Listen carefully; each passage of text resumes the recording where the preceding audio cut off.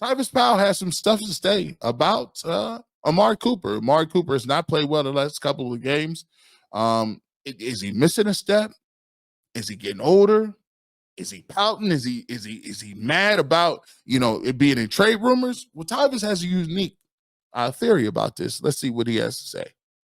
Remember when? Okay, so me and Jason was both saying the same thing when the trade first came up about the Ayuk thing. Yeah. And I kept saying the rule is always you trade a guy a year early rather than a year too late. Yeah, sure. And everybody looked at me and Jason was like, y'all crazy. We want to keep Coop. Could it have been that they seen this coming?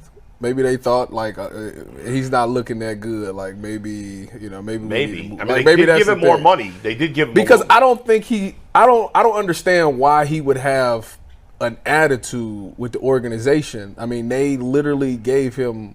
What they gave him to guarantee the salary? Gave him $20 million or something like that. They gave him a little more money. So he's getting the money. I know he wants the long term, but they still took care of you for this year. Well, this is not helping his cause long Yeah, term. and then on top of that, you need to perform if you want to play past this year. If you want to actually get paid bigger by somebody, like it matters now. You got to put some stats up to show people like last year wasn't a fluke. This is who I am. I can still be in my prime, so you can sign another deal. So. I'm not buying the fact that he's disinterested. It just he looked like right now he lost a step. You know what? What's so funny about that? I've gone in between whether or not he just lost a step, whether he looks disinterested, whether he's mad his name was in trade rumors, all that.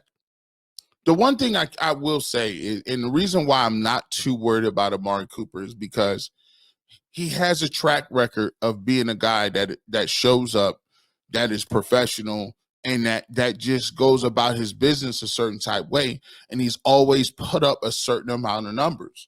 And right now, I think my theory is this. When you're going through a contract holdout, yes, you feel a certain type way. You see that Jerry Jeudy came in and got an extension. You see what Justin Jefferson is getting and Devontae Adams is getting and all those other guys. And you think to yourself, man, last year it was me. I was the one putting on. I was with PJ Walker running slant routes over the middle. I was the one with DTR trying to figure out how this thing was going to work. I was the one linking up with Joe Flacco for Cleveland Browns record. And are you a little salty that you didn't get it? Sure. But I don't even actually think that's the problem. I just think when you hold out, you're not in camp. Amari looks a little heavy to me.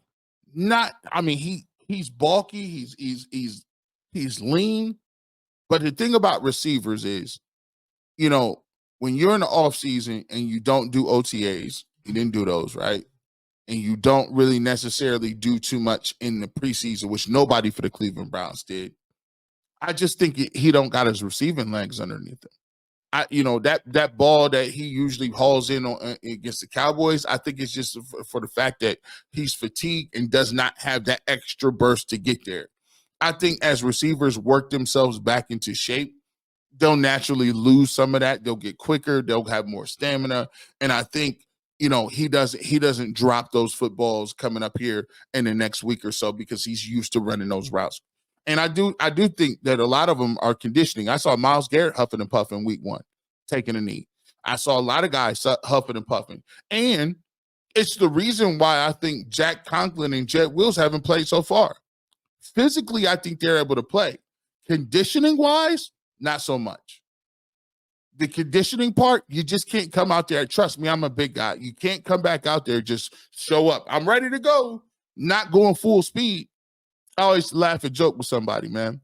Get in a wrestling match with somebody. You ever be playing around with your brother or something, you start tussling around with somebody, or you start just acting like you're going to jab or you shadow boxing. Man, listen, you be tired in about 4 or 5 seconds. You be like, yeah, dog. Yeah, dog, yeah. You can't even talk and walk at the same time.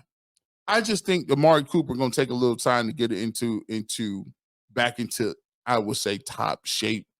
And the reality of it is when the Cleveland Browns don't do anything in the offseason, they have a bunch of guys coming off injuries and surgeries, and guys are holding out. I just don't think they're in the right shape, right? I think a lot of them are working their way into shape, and we don't want to hear that, but it just is what it is. If I had to put it on, on a scale of 1 to 10, how concerned am I about Amari Cooper? I'd say a 4. Now if we come back out here looking crazy against the Giants, now every day you put something on tape that's different from what I know, and we got to have a conversation.